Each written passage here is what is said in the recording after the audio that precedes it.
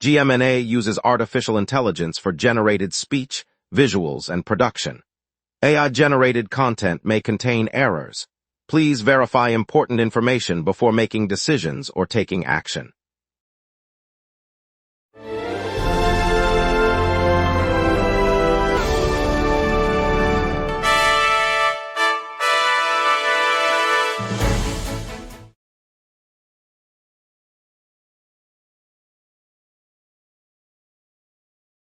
Good evening. Illinois just raised the NITA sales tax by 0.25% across 6 Chicago area counties, and we'll break down what that means for your wallet. Expect heavy traffic on the expressways after multiple incidents in construction, and later we'll spotlight the new RPM Raceway go-kart facility. Miles, what do you make of that? The downtown Riverwalk will host a free jazz concert series beginning this Friday, featuring local ensembles performing nightly from 7 p.m. to 9 p.m., with complimentary refreshments. The event takes place on the Riverwalk's main pier, offering unobstructed views of the skyline and is open to all ages without admission fee. Each night, the program includes a short community spotlight segment highlighting local artists, followed by a brief interactive rhythm workshop for audience participation. That's the evening's music plan, and there's plenty more to explore, lots to get to, so let's begin together. Here are our top stories. Illinois has increased the Northern Illinois Transit Authority sales tax by 0.25% across 6 Chicago area counties, effective August 1, 2026, as the new rate takes effect. Roman Zabel has the full story. The sales tax that funds the Northern Illinois Transit Authority has risen by 0.25%, taking effect on August 1, 2026. The increase applies across 6 counties that make up the Chicago metropolitan region. Under state law, mass transit districts like NITA are authorized to levy additional sales taxes, which the Illinois Department of Revenue then collects and allocates to the agency. Drivers and shoppers in the affected counties will see the modest uptick on everyday purchases, adding to the pool that supports bus, rail, and other regional services. Officials say the extra revenue is earmarked for maintaining and expanding transit options throughout the area. Roman Zabel, GMNA News, Chicago. Police say the 4-day Lollapalooza festival in Grant Park resulted in 10 arrests and 67 concertgoers taken to hospitals. The Chicago Police Department released preliminary figures covering the July 31st through August 2nd weekend, noting that none of the arrests occurred on the final day. Ambulances responded to a range of medical incidents, transporting attendees to area hospitals for treatment. Festival organizers said the event drew tens of thousands of music fans across the 3-day span, and the department said its officers worked alongside emergency services to manage the crowds. While the arrest count remained low, the number of hospital transports underscores the health care demands of a large outdoor gathering. Officials did not release details on the specific causes of the medical calls, but confirmed that all individuals received appropriate care before being released. Running backs coach Ben Johnson confirmed Kyle Monangai returned to the practice field at Hollis Hall today, joining his teammates for the Bears' first padded training camp workout of the season. Monangai, who had been listed day-to-day with a soft tissue injury, ran a series of drills and participated in the full practice despite the setback. Johnson said the injury is not expected to be long-term and the player's progress is encouraging. The Bears used the session to give fans a positive update on the roster, noting that Monangai's presence adds depth to the backfield as Chicago prepares for preseason. Coaches emphasized that the health staff will continue to monitor the situation closely, but the running back appears to be on track to resume full duties in the weeks ahead. Teammates praised his effort, and the locker room buzzed with optimism as the team builds momentum heading into the upcoming preseason schedule.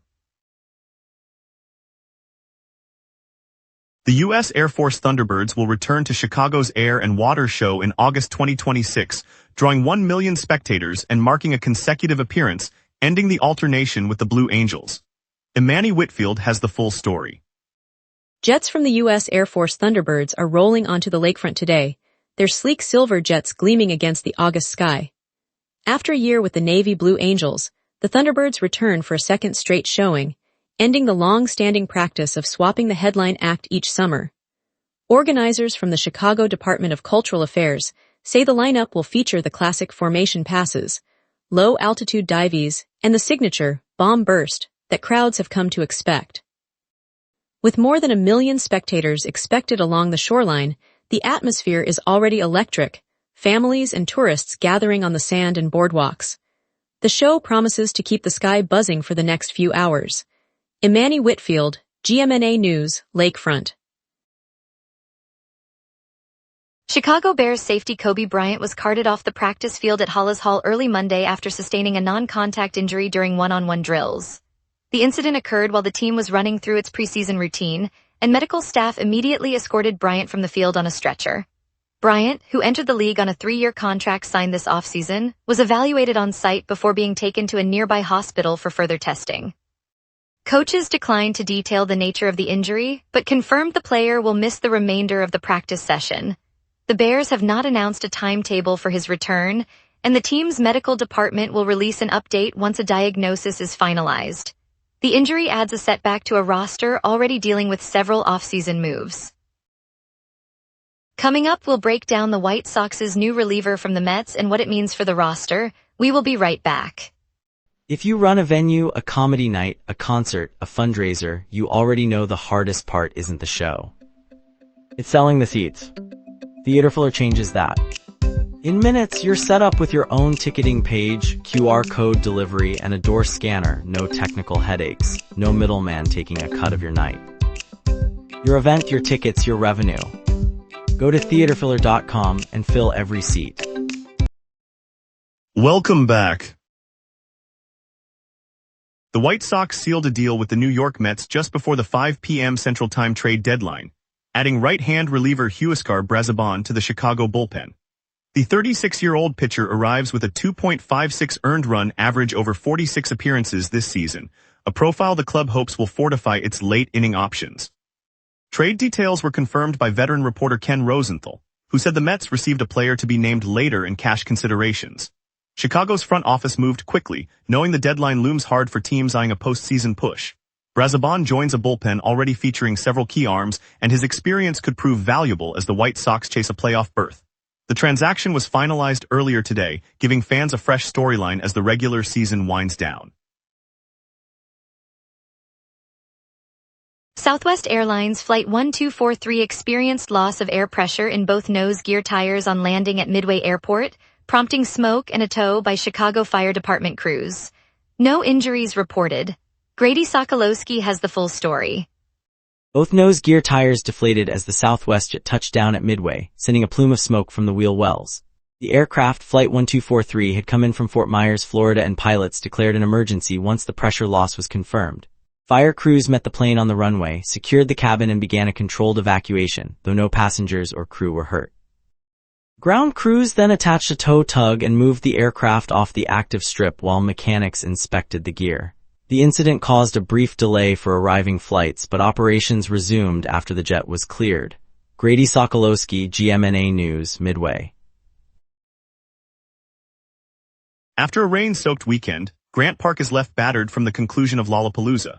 The 4-day festival drew more than 100,000 attendees each day, and intense summer showers turned the packed grounds into mud and waterlogged pathways.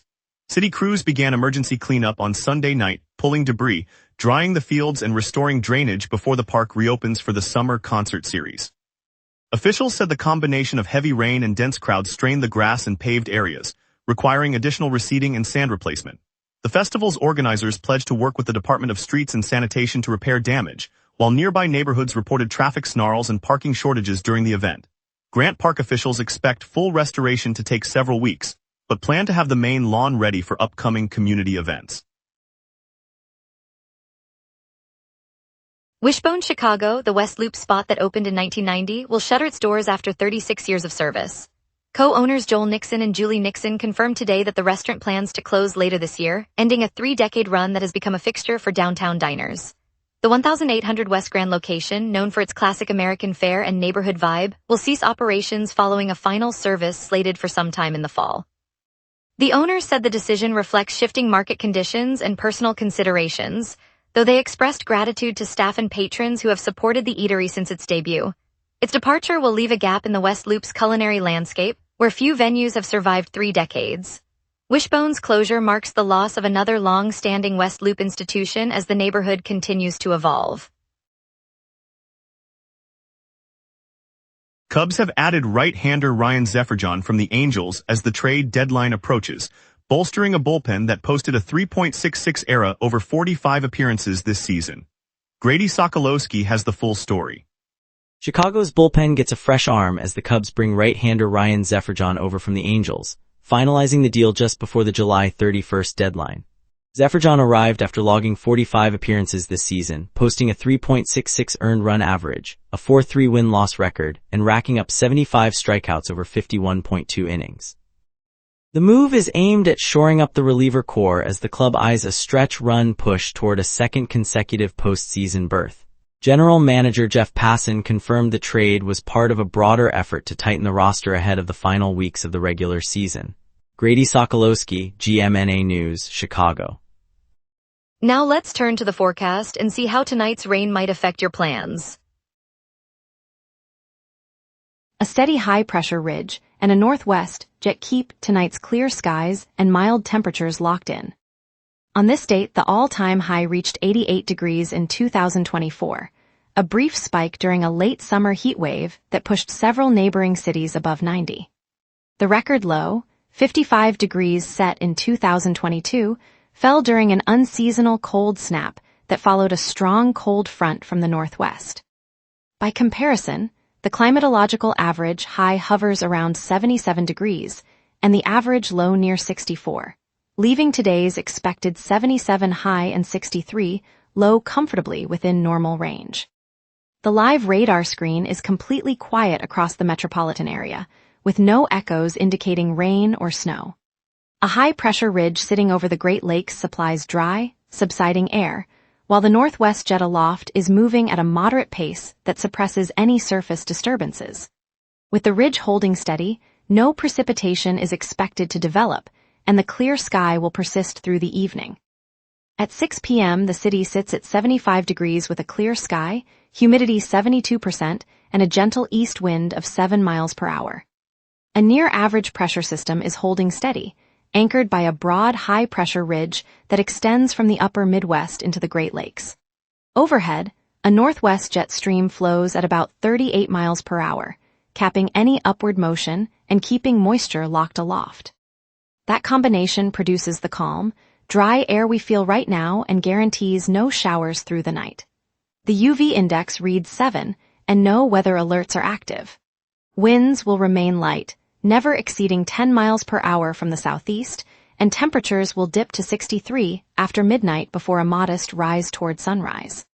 Turning to the 5-day outlook, Tuesday brings a high of 81 and a low of 64 under another clear sky regime, with the ridge still dominant. Wednesday shifts as a slow-moving trough pushes moisture inland, raising the high to 82, the low staying at 64, and delivering overcast conditions with a 60% chance of rain in the afternoon. Thursday remains unsettled. The high holds at 77 while the low climbs to 70, overcast skies persist, and a 35% rain threat lingers through the day. Friday sees a brief return to sunshine, high at 79, low at 70, with only a 20% chance of isolated showers. Saturday caps the period with a warm surge to 86, low 72, and mainly clear skies as the ridge re-establishes itself. And that's your weather. Remember, the local sunset is also available as a podcast. Listen anytime on Spotify or wherever you get your podcasts.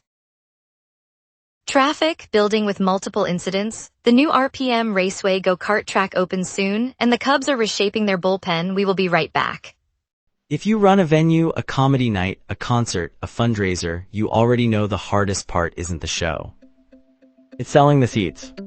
Theaterfiller changes that. In minutes, you're set up with your own ticketing page, QR code delivery, and a door scanner. No technical headaches. No middleman taking a cut of your night. Your event, your tickets, your revenue. Go to theaterfiller.com and fill every seat. A semi-truck collision on the Edens Expressway has shut down the westbound lanes near the Edens-Mannheim interchange. Traffic is backed up for several miles. Drivers are advised to use the Kennedy or the northbound Edens. A rolled-over car hit a shed on DuSable Lakeshore Drive near the museum campus, and a separate 3-vehicle crash further south left 3 people injured. Both incidents are causing moderate delays, especially on the southbound stretch between Grant and Roosevelt. Construction bites. All 3 elevated loop stations stay closed through the weekend, pushing riders onto the red and brown lines.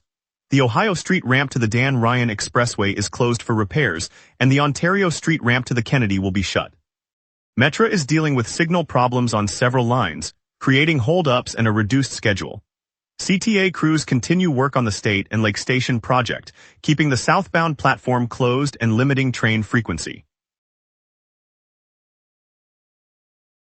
Chicago's biggest music moment lands today as Lollapalooza wraps its final day at Grant Park, drawing crowds from across the city, with Charli XCX delivering her high-energy pop, Jennie making history as the first female Korean soloist to headline, and a string of chart-topping acts lighting up the T-Mobile stage. Art lovers can step back into the 18th century at the Driehaus Museum, where the Ink and Outrage exhibition showcases satirical prints from London and Dublin, a witty look at history that runs through September 13th. If you're looking for a low-key way to stretch your legs, the artist-designed mini golf course in Bridgeport is open now, offering a quirky Instagram-ready round right in the neighborhood. And keep an eye on next week when the city rolls out its first official Italian Beef Festival, a celebration of the classic sandwich with food, music, local crafts, and a chance to vote for the best ever beef hero. And now here's Theo with sports. Trade deadline frenzy, Cubs hot streak, and Blackhawks prospects light up Chicago. Chicago White Sox bolstered their bullpen by adding right-hander Huascar Brazoban from the Mets, sending right-handed reliever Gabe Davis and right-hander Zach Franklin south. The move gives manager a fresh late-inning option as the club eyes a push for the postseason, tightening a previously thin back end. Cubs second baseman Nico Hoerner erupted over the past week, posting a .423444654 line with a 4-hit game in St. Louis and his first 2 homers since April. His surge fuels Chicago's middle infield stability and forces the front office to consider extending his role as the club battles for a playoff berth. Chicago Blackhawks scouting reports spotlight Xavier Villeneuve as a high upside winger, while rookie Roman Kantasarov declares he's ready for NHL minutes and Levshinov embraces the city's culture. With Patrick Kane's return looming, these young pieces could shape the roster's depth as Chicago eyes a stronger second half. In the July 31st showdown, Shota Imanaga emerged as the Cubs' superhero, delivering 6 2/3 innings, 4 hits, 2 runs and 6 strikeouts for a 0.073 WPA.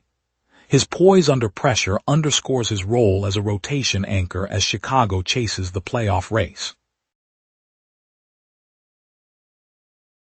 With DeAndre Swift entering the final year of his deal and Kyle Monangai poised for his sophomore season after a breakout rookie campaign, the Bears face a clear rushing yard contest. Coaches will weigh experience against emerging talent to determine who leads the ground attack this year. Alex Bregman powered the Cubs through a grueling extra inning series against the Cardinals, posting 10 hits in 18 at-bats, a walk, 7 runs, 3 RBI, a homer and 6 doubles. His offensive surge positions him as the team's table setter as the summer stretch intensifies. RPM Raceway, now anchoring Oakbrook Center, is turning a corner for the Midwest. The family-run karting brand is breaking ground on a 90,000-square-foot entertainment hub that will house the region's longest multi-level go-kart track, plus arcade games, a full-service kitchen, and flexible event spaces. The venue promises weekend thrills for kids, date night excitement for couples, and a new gathering spot for local schools and youth groups. Construction is slated to finish by early summer, creating dozens of jobs and lasting positions for Chicago's hospitality talent. By keeping the roar of engines close to home, RPM gives Chicago families a destination that doesn't require a flight to the coast. It's the kind of homegrown fun that fuels community pride and keeps our neighborhoods buzzing. Stay tuned as we reveal how the Cubs' new left-handed arm from the Marlins could change the rotation. If you run a venue, a comedy night, a concert, a fundraiser, you already know the hardest part isn't the show. It's selling the seats. Theaterfiller changes that. In minutes, you're set up with your own ticketing page, QR code delivery, and a door scanner. No technical headaches. No middleman taking a cut of your night. Your event, your tickets, your revenue. Go to theaterfiller.com and fill every seat. Welcome back. The Chicago Cubs have acquired left-handed pitcher Braxton Garrett from the Miami Marlins. He missed the 2025 season and posted a 4.4 record with a 2.9 ERA and 83 strikeouts in AAA. Grady Sokolowski has the full story. At Wrigley Field, the Cubs have added left-handed starter Braxton Garrett from the Miami Marlins just before the trade deadline.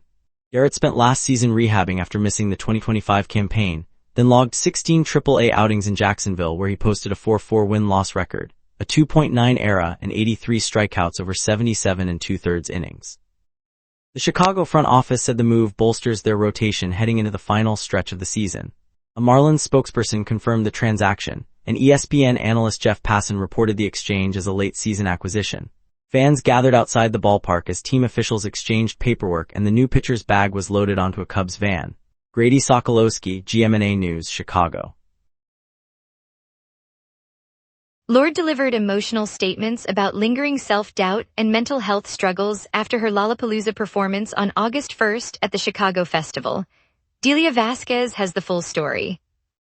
After her headline performance on the main stage, Lorde lingered backstage, her voice shaking as she spoke to a small group of reporters.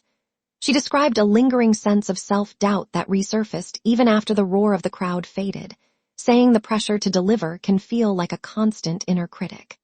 The singer admitted that moments of anxiety have followed her throughout the tour, and that confronting those feelings has become part of her routine. She thanked the festival for providing a platform where artists can discuss mental health openly, noting that sharing her own struggles might help others feel less alone. The crowd outside continued to chant her name as she stepped away. Delia Vasquez, GMNA News, Grant Park. Thank you, Chicago, for joining us on the local sunset. Tonight's highlight, watching the Thunderbirds soar over the air and water show, a rare return that broke tradition, reminded us why our city shines. We'll be back tomorrow with more stories that matter to you. Stay tuned and have a great night.